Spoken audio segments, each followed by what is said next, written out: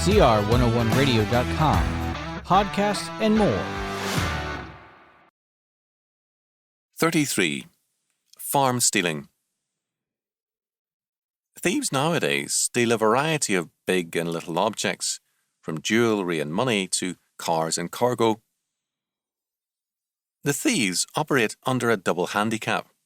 First, their thefts are against the law, and second, in terms of the real thefts today, theirs is a petty theft with a maximum risk and a minimum profit.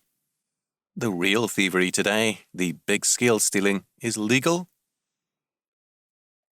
One of the deadliest of these legal thefts is of farms, deadly because it destroys the small farmer who is so important to a nation. Some politicians have repeatedly said, in one country after another, that small farms must go. Without resorting to outright confiscation, two methods can be used to wipe out small farms.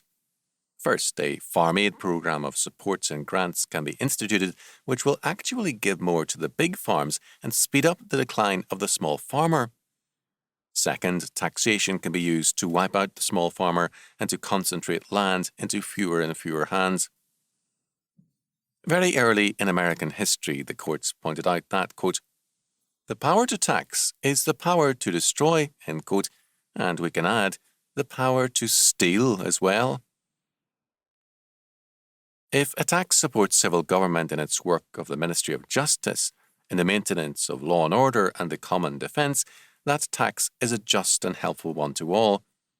But if a tax becomes confiscatory, if it wipes out homeowners, small farmers and small businessmen, that tax is then simply theft. Today, taxation is increasingly used not simply to finance civil government, but to reorganize and to remake society, to finance social revolution. Someone has humorously described our welfare programs and the war on poverty in these words, quote, "We intend to take poverty away from those who are using it foolishly and give it to those who don't have any." Make it legal, call it by all the high-sounding names you will, stealing is still stealing, and it is against God's law. If robbing a man of his money at the point of a gun is wrong, how much more so is robbing a man of his farm with all the might of the state? In the Mosaic Law, there was no property tax. The civil government was supported by a poll or head tax, which was collected from all men 20 years of age and older, and with the same rate for all. The tax, thus, could not be too heavy for the poor, nor could it ask too much from the rich. Taxation today is no longer geared to providing for law and order. The more taxes rise, the less law and order we have. Taxation is now the power to destroy, and it is stealing.